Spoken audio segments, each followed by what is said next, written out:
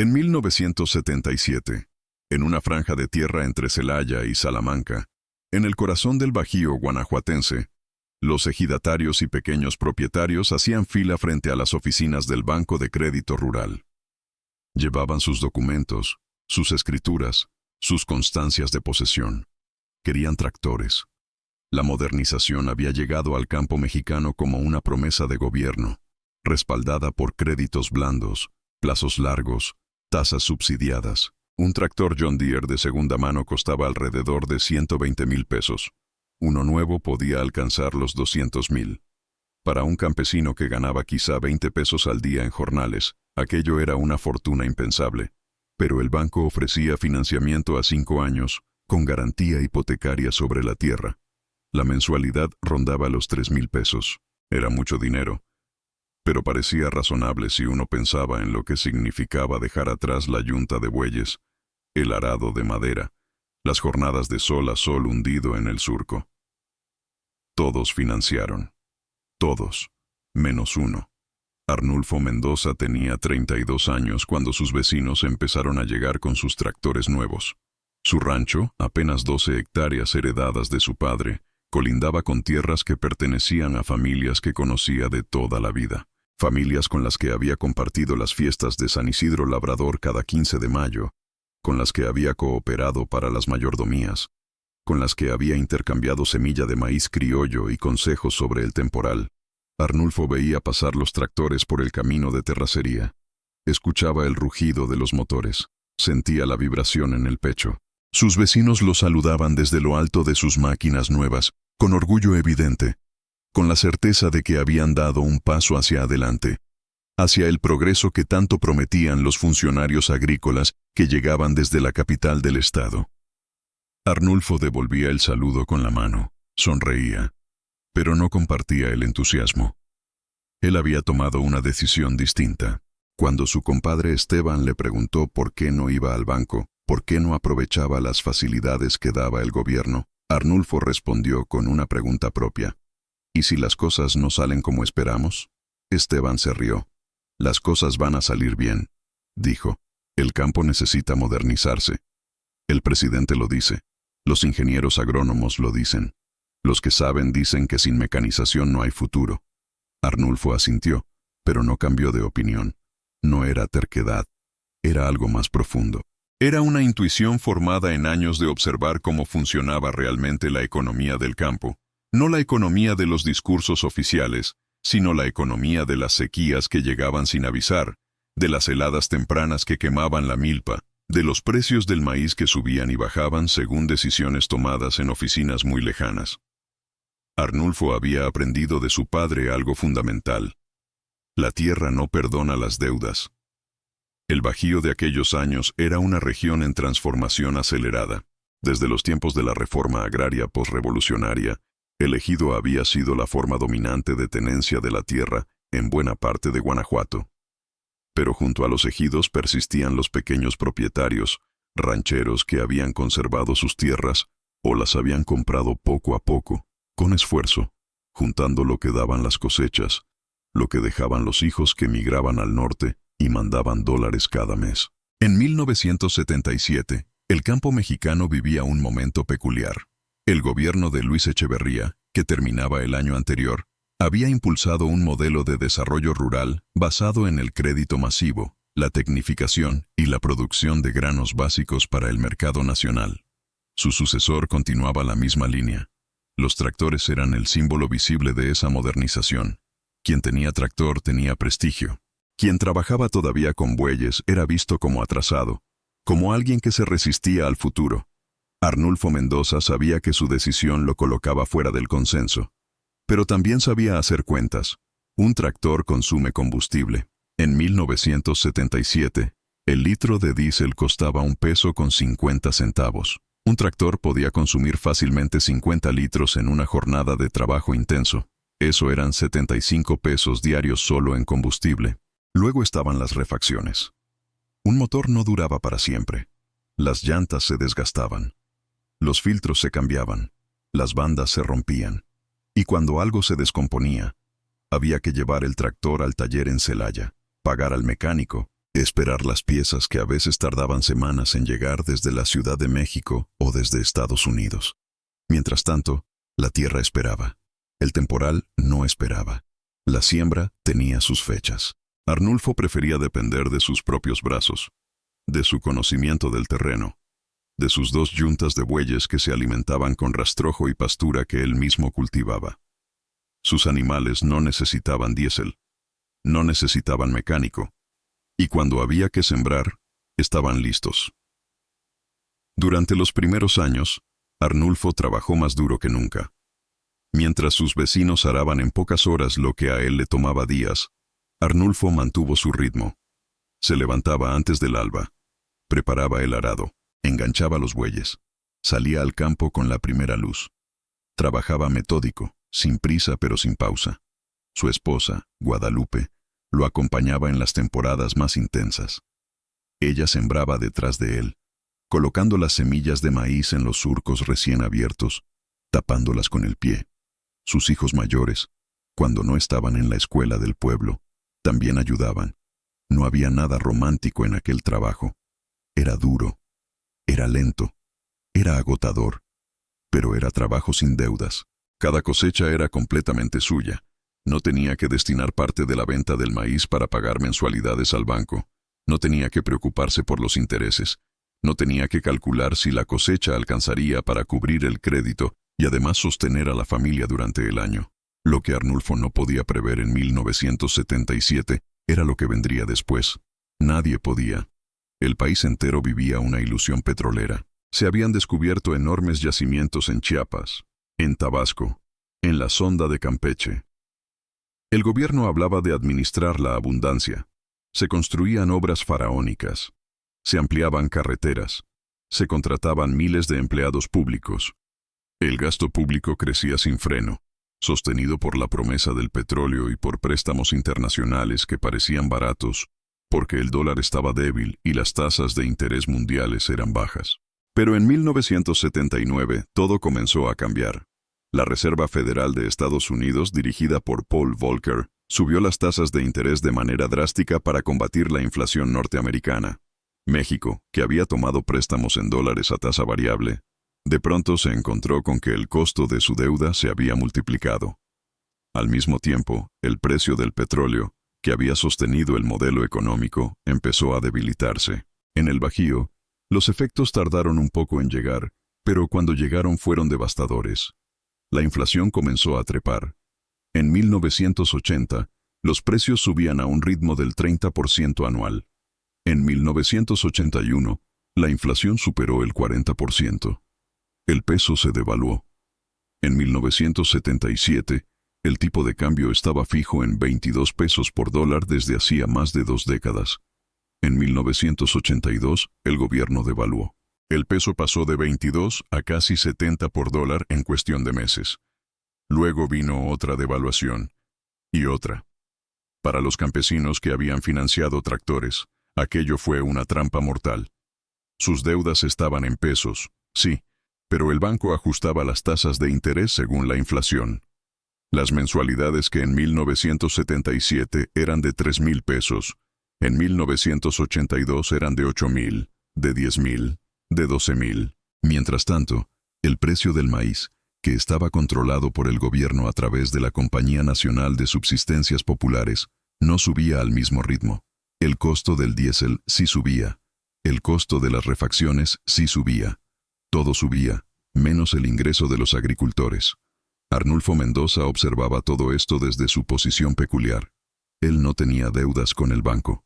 No tenía que preocuparse por las tasas de interés. No dependía del diésel cuyo precio se había vuelto impredecible. Sus bueyes seguían comiendo lo mismo. Su arado seguía funcionando igual. Su trabajo seguía siendo duro, pero no se había vuelto más caro.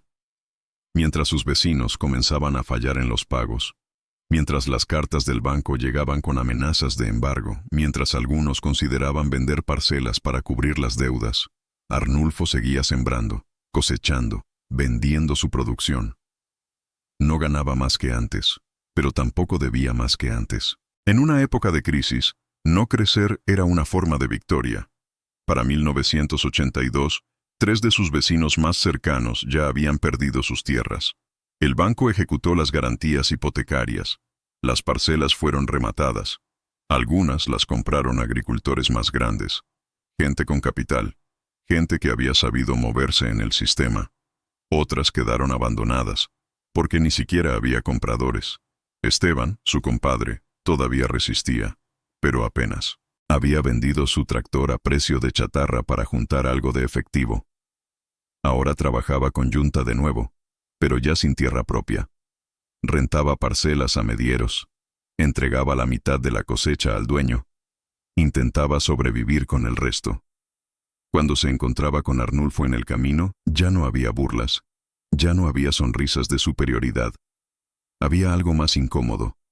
Había silencio. Arnulfo nunca dijo "te lo dije". No era su estilo. Venía de una cultura donde la humildad valía más que la razón, donde presumir era de mal gusto, incluso si uno tenía motivos. En las tardes, cuando los hombres del rumbo se juntaban en la tienda de Don Chente a tomar un refresco y comentar las cosas del pueblo, Arnulfo escuchaba más de lo que hablaba. Escuchaba las historias de desgracia. Escuchaba la rabia contra el banco, contra el gobierno, contra la mala suerte. Algunos culpaban al destino. Otros culpaban a los políticos. Pocos se culpaban a sí mismos. Y Arnulfo entendía eso. No era falta de responsabilidad. Era que la trampa había sido demasiado bien armada. Los créditos habían llegado envueltos en el lenguaje del progreso, del desarrollo, del futuro. Decir que no requería una claridad que muy pocos tenían. Requería ver más allá de lo evidente, desconfiar de las promesas, recordar las lecciones del pasado. El padre de Arnulfo, que había muerto en 1973, había vivido la época del reparto agrario. Había recibido su parcela en los años 40, cuando el presidente Ávila Camacho todavía repartía tierras. Le había contado a Arnulfo cómo era antes, cuando todo pertenecía a la hacienda, cuando los peones trabajaban de sol a sol por un salario miserable y una ración de maíz. Le había contado sobre la revolución, sobre las promesas de Zapata, sobre la tierra y libertad que tanto costó conseguir, y le había dicho algo que Arnulfo nunca olvidó. Hijo, la tierra es lo único que nadie te puede quitar, siempre y cuando no la debas. En cuanto le debes a alguien, la tierra ya no es tuya, es del que te prestó. Y don Everardo, así se llamaba su padre, había vivido lo suficiente como para ver a vecinos perder sus parcelas por deudas con prestamistas, con acaparadores, con los mismos bancos oficiales que supuestamente estaban para ayudar al campesino. Arnulfo había heredado no solo la tierra, había heredado la desconfianza hacia el crédito. En 1983, algo cambió en la estrategia de Arnulfo. Durante 6 años había resistido trabajando exactamente igual que siempre. 12 hectáreas. Maíz en temporal. Algo de frijol. Calabaza entre los surcos de maíz. Un pequeño huerto junto a la casa. Gallinas. Algunos cerdos. La economía tradicional de subsistencia con excedentes para vender. Pero ahora, con varios de sus vecinos quebrados, con tierra disponible a precios de remate, Arnulfo vio una oportunidad. No tenía efectivo suficiente para comprar, pero tenía algo igual de valioso. Tenía reputación, tenía palabra. Había demostrado que sabía trabajar, que sabía administrar, que cumplía sus compromisos. Cuando don Rutilo, un viejo ejidatario que había perdido la salud y cuyo hijo se había ido a Tijuana a buscar trabajo en las maquiladoras, ofreció vender sus 8 hectáreas, Arnulfo fue a verlo. Le propuso un trato. Le daría la mitad del dinero de inmediato, junto con lo que había ahorrado durante años de ventas de cosecha. El resto se lo pagaría en 2 años, sin intereses, solo con el compromiso de palabra. Don Rutilo aceptó. Conocía a Arnulfo. Conocía a su familia. Sabía que cumpliría. 6 meses después, cuando don Faustino, otro vecino que se había quedado viudo y quería irse a vivir con una hija a León, puso en venta 4 hectáreas más, Arnulfo hizo lo mismo. Arregló un pago diferido, basado en la confianza, en el compadrazgo, en los lazos que había construido durante años de ser buen vecino, de ayudar en las faenas comunitarias, de cooperar para las fiestas del pueblo. Para 1984, Arnulfo Mendoza había duplicado su extensión. 24 hectáreas. Ya no era un ranchero minúsculo, era un productor mediano. Y seguía sin tractor. Seguía con sus bueyes. Seguía con su arado. Pero ahora tenía el doble de tierra, comprada a precios bajísimos porque nadie más tenía liquidez, porque los pocos que tenían dinero estaban asustados y no querían invertir en el campo. La expansión no fue fácil. 24 hectáreas con yunta significaban trabajo brutal. Arnulfo tuvo que contratar jornaleros en temporada alta. Tuvo que organizarse mejor. Tuvo que aprender a sembrar en etapas escalonadas para no saturar el trabajo en los momentos críticos. Tuvo que invertir en más yuntas. Para 1985, tenía 4 yuntas de bueyes y había construido un pequeño establo. Sus hijos mayores ya estaban en edad de trabajar tiempo completo. El mayor, Ernesto, tenía 17 años y manejaba el arado casi tan bien como su padre. La segunda, María del Carmen, llevaba las cuentas de la casa, controlaba los gastos, administraba la venta de productos en el mercado de Salamanca. La familia completa estaba integrada en la operación. No había separación entre vida doméstica y vida productiva. Todo era parte de lo mismo, y funcionaba. Lo notable no era solo que Arnulfo hubiera duplicado su rancho. Lo notable era cómo lo había logrado. Había aprovechado la crisis que destruyó a otros. Pero no lo había hecho de manera oportunista, no había especulado, no había jugado con los precios, no había comprado para revender, había comprado para trabajar. Y había pagado de manera justa, a pesar de que los vendedores estaban desesperados y probablemente habrían aceptado menos. Arnulfo entendía que los negocios en el campo no son solo transacciones económicas, son relaciones sociales. Son parte de un tejido comunitario que sostiene la vida de todos. Si él hubiera abusado de la situación, si hubiera regateo hasta la humillación, habría ganado tierra pero perdido algo más importante. Habría perdido la confianza. Y en una comunidad rural, la confianza es el capital que nunca se deprecia. Mientras tanto, el país seguía en crisis. En 1982 había ocurrido la nacionalización de la banca. El 1 de septiembre de ese año, el presidente López Portillo anunció que el Estado tomaba el control de todos los bancos privados. Fue un acto desesperado para detener la fuga de capitales, para controlar el tipo de cambio, para evitar el colapso total del sistema financiero. Las consecuencias fueron mixtas. Para los grandes empresarios, fue una tragedia. Para los campesinos endeudados con los bancos nacionalizados, cambió poco. Las deudas seguían ahí. Los bancos, ahora públicos, seguían exigiendo pagos. De hecho, en algunos casos se volvieron más inflexibles, porque ya no tenían la discrecionalidad de negociar que a veces tenían los bancos privados.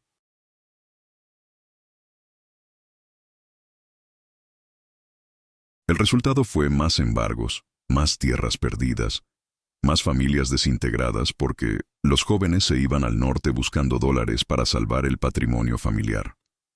Arnulfo Mendoza veía todo esto, y lo que veía confirmaba su decisión original. El sistema financiero no estaba diseñado para proteger al campesino. Estaba diseñado para extraer valor del campo hacia otros sectores de la economía. Los créditos agrícolas, por muy subsidiados que parecieran, eran en realidad mecanismos de transferencia de riqueza. El campesino tomaba el préstamo, compraba el tractor fabricado en la ciudad, consumía diésel producido por Pemex, pagaba intereses al banco, y al final quedaba con una deuda que crecía más rápido que su capacidad de producción. Los únicos ganadores eran los fabricantes de maquinaria, las petroleras, los bancos. El campesino era simplemente el conducto. Arnulfo no pensaba en estos términos tan abstractos, pero lo sentía, lo intuía, y actuaba en consecuencia. Para 1986, el panorama económico nacional empezaba a estabilizarse un poco.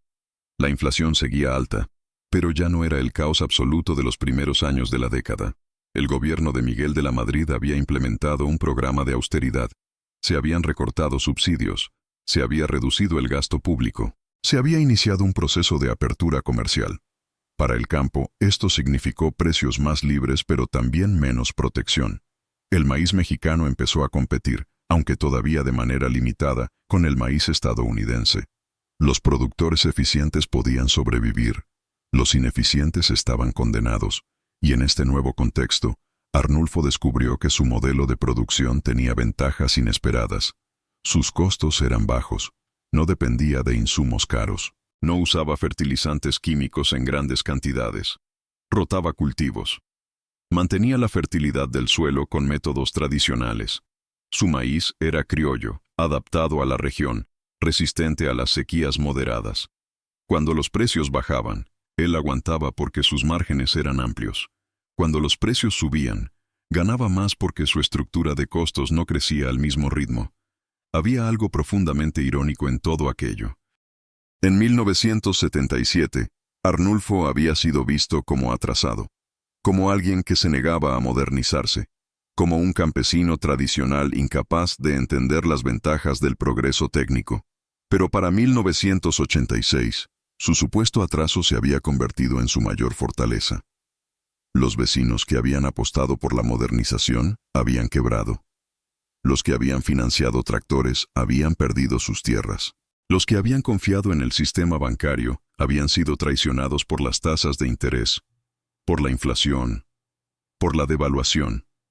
Y Arnulfo, con su trabajo manual, con sus bueyes, con su arado viejo, no solo había sobrevivido, había prosperado, había duplicado su patrimonio. Y lo había hecho sin deudas, sin depender de nadie, solo con esfuerzo, disciplina y una lectura correcta de los riesgos. La historia de Arnulfo Mendoza es solo una entre miles. En todo el Bajío, en todo México, hubo casos parecidos. Campesinos que desconfiaron del crédito, que mantuvieron métodos tradicionales, que resistieron la presión social de modernizarse, algunos por intuición, otros por simple imposibilidad de acceder al financiamiento. Otros porque habían visto a sus padres perder todo por culpa de las deudas. Las razones variaban, pero el resultado era similar. En épocas de crisis, la austeridad vence a la ambición, la paciencia vence a la prisa, el trabajo sin deudas vence al trabajo apalancado. No siempre es así. En épocas de crecimiento sostenido, el que se endeuda inteligentemente puede multiplicar su riqueza más rápido que el que trabaja solo con recursos propios. Pero en épocas de inestabilidad, de inflación desbocada, de devaluaciones impredecibles, la deuda es una sentencia de muerte. Lo que pasó en el campo mexicano durante los años 70 y 80 no fue un accidente. Fue el resultado de políticas diseñadas desde arriba, con buenas intenciones quizá, pero sin comprensión real de cómo funciona la economía campesina. Los tecnócratas en la Ciudad de México pensaban que modernizar el campo era simplemente cuestión de dar tractores a los agricultores. Pensaban que aumentar la productividad era automático. Pensaban que el crédito era una herramienta neutral, un simple facilitador del progreso. No entendían que el crédito es una apuesta a que el futuro será mejor que el presente. Una apuesta a que los precios se mantendrán, a que las lluvias llegarán a tiempo, a que no habrá devaluaciones, a que no habrá inflación. Y cuando todas esas condiciones fallan simultáneamente, el que apostó pierde todo. Arnulfo Mendoza nunca se consideró un visionario. Nunca creyó que había descubierto algo que otros no sabían. Simplemente había escuchado a su padre. Había respetado la sabiduría que venía de generaciones anteriores. Había confiado más en su propia experiencia que en las promesas de los funcionarios. Y había tenido suerte. Porque también es cierto que podía haber pasado al revés. Podía haber ocurrido que la economía mexicana se estabilizara en 1978, que la inflación se mantuviera baja, que los precios agrícolas subieran, que los que financiaron tractores prosperaran mientras Arnulfo se quedaba atrás con sus métodos antiguos. La historia podía haber sido diferente, pero no lo fue. Para finales de los años 80, el rancho de Arnulfo era uno de los más estables de la región. Sus hijos seguían trabajando con él. Ernesto se había casado y construido una casa en una esquina del terreno.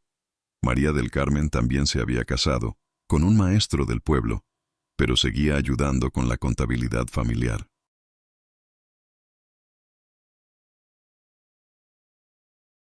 El tercero, Jorge, estudiaba agronomía en Irapuato, con la idea de regresar y aplicar conocimientos técnicos al rancho, sin caer en las trampas de la modernización descontrolada. La familia Mendoza representaba algo cada vez más raro en el campo mexicano. Continuidad. Permanencia.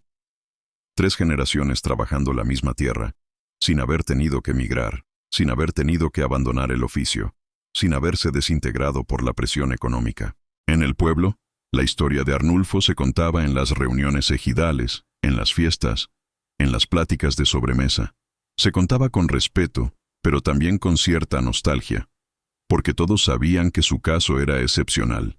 La mayoría no había tenido ni su prudencia ni su suerte.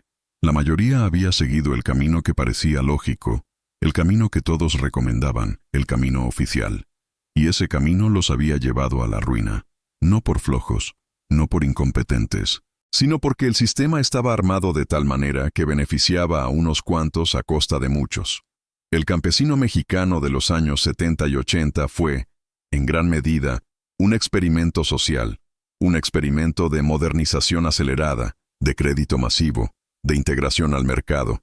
Y el experimento fracasó para la mayoría. Arnulfo nunca habló mal de sus vecinos que perdieron todo. Nunca presumió su éxito. Cuando alguien le preguntaba por qué no había financiado Tractor, respondía con sencillez: no quise deber. No más. No elaboraba. No daba lecciones. No convertía su decisión en una teoría general sobre la economía o la vida. Simplemente había hecho lo que le parecía correcto para él y su familia. Y había funcionado. Pero también entendía que no todos podían hacer lo mismo. Que algunos necesitaban el tractor porque tenían más tierra que él. Que otros habían calculado diferente y sus cálculos no eran necesariamente erróneos, solo habían chocado con una realidad que nadie previó. La empatía de Arnulfo era genuina. No era la falsa modestia del ganador. Era el reconocimiento de que en el campo mexicano, sobrevivir es un logro colectivo, no individual. Hoy, más de 40 años después de aquella decisión en 1977, el rancho de Arnulfo Mendoza sigue operando. Ahora lo manejan sus nietos. Ya tienen tractores. Sí, la tecnología eventualmente llegó, pero llegó en sus propios términos, sin deudas, pagada con las ganancias acumuladas de años de trabajo paciente. El modelo ha evolucionado. Cultivan no solo maíz, sino también hortalizas para el mercado regional. Tienen un sistema de riego tecnificado. Participan en una cooperativa que les da acceso a mejores precios. Pero la filosofía de fondo sigue siendo la misma. No deber más de lo que puedes pagar. No apostar todo a una sola carta. No confiar ciegamente en las promesas del gobierno o del banco. Diversificar. Ahorrar. Trabajar duro. Mantener los costos bajos. Y sobre todo, recordar que la tierra es lo único que permanece. La lección de Arnulfo Mendoza no es que el progreso técnico sea malo. No es que los tractores sean el enemigo. No es que debamos volver todos a trabajar con bueyes. La lección es más sutil. Es que el progreso real no consiste en adoptar las herramientas más modernas, sino en adoptar las herramientas adecuadas para las circunstancias específicas en las que uno vive. Es que la deuda puede ser una palanca poderosa, pero también puede ser una soga al cuello. Es que en contextos de alta incertidumbre, la prudencia vale más que la ambición.